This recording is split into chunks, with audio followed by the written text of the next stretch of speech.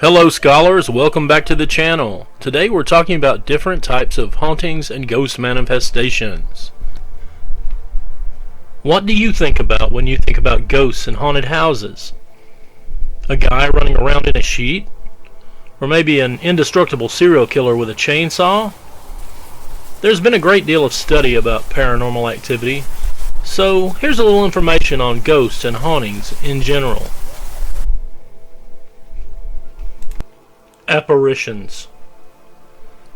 This is the actual appearance of the spirit of a person, whether it's a famous person, as in former presidents claiming to have caught sight of Abraham Lincoln crossing the hall of the White House, or the spirit of someone completely unknown to the viewer, as in the case of two people minding their own business catching sight of a ghostly little girl.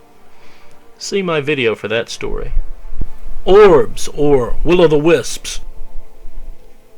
Throughout history, people have reported seeing these lights, which seem to beckon the viewer to follow them, often deep into forests.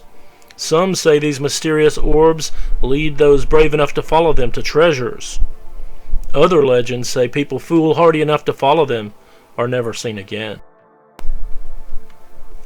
In modern ghost hunting, smaller ghost lights, or orbs, are often pointed to as evidence of a spiritual presence, but these are often debunked as flash effects acting on dust and other particles in the air at the time of the photograph being taken. Poltergeist activity. From the German for noisy ghost, a poltergeist can be anything from a minor annoyance that gives a house some character to a truly terrifying and genuinely dangerous manifestation. Pictures fall off walls, objects fly around rooms, or in some cases disappear completely, only to reappear later in a completely different place.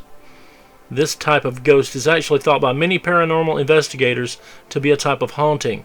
It is usually unique to a structure, like an old house or castle, and very persistent, going on for hundreds of years in many cases. The most famous case is the Enfield Poltergeist, which took place in London, England from 1977 to 1979. It centered around two sisters, aged 11 and 13, who first told their mother that they were hearing voices and seeing objects move around on their own. Several adults, including a police constable who entered the home, verified seeing objects seemingly moving on their own. Paranormal investigators also claimed to observe the phenomena. Later investigations cast doubt on these witnesses, though, indicating they believed the goings-on were due to the girls playing pranks to get attention. The jury's still out on that one. In some reputedly haunted houses, people have reported hearing snippets of conversations when there is clearly no one present. Investigators have even recorded samples of these voices, starting in the late 1970s. This became known as electronic voice phenomenon, or EVP. Ghostly voices. In some haunted houses, people have reported hearing snippets of conversation when there is clearly no one present. Behavioral scientists believe one explanation for this is apophenia, the tendency for humans to perceive patterns where none exist.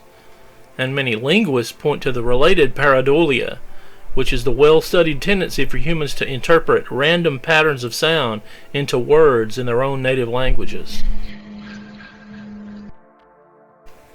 Well, that's it for this episode, and whether you're a true believer or not in the supernatural, I thank you for visiting my channel, and please come again. Click like and subscribe, and leave a comment, and have a great day.